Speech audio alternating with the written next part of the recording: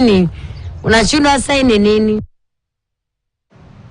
The Meru Teaching and Referral Hospital has started earning the benefits of a 227 kilowatt peak KWP solar system after it saved about 1 million shillings in power bills in its first month of use.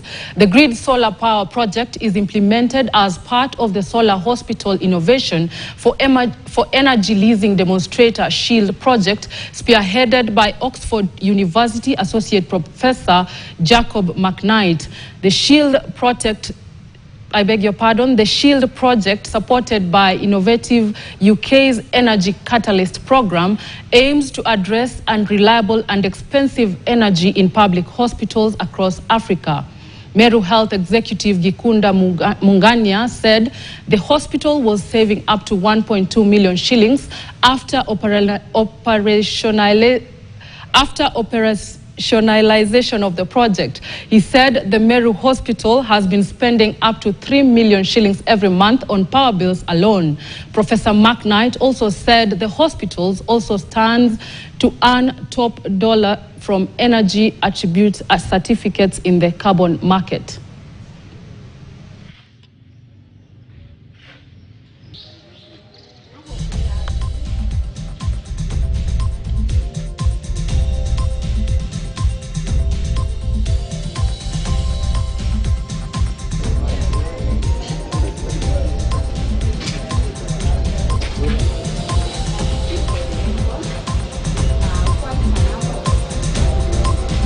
Today you have seen that we have launched a mega project on solarization. Now, Meru Hospital, this level 5 hospital, has been using about 3 million shillings every month. So if you calculate that, is more than 36 million every year, which is a big percentage on their budget. We will invest in healthcare in Meru with a value of 538 million Kenya shillings. That money goes to prevent HIV, and for those who have HIV, to do treatment, providing comprehensive care in 77 facilities. In those 77 facilities, we have staff that we pay their monthly salaries to support the county government, but also we provide equipment.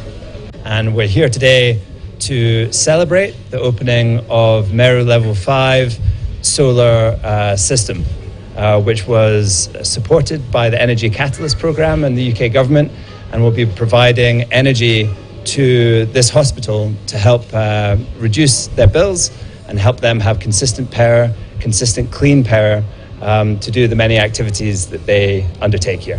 Climate change is very real. It is, I would say in very simple language, it is the contamination of the ozone layer by what they call gases. They are gases that are emitted that make change in the ozone layer, and therefore it allows a lot of sunlight to come into the world, and therefore temperatures have been rising. And it is a fact that the whole world is trying to address this. So how does this hospital then contribute to the welfare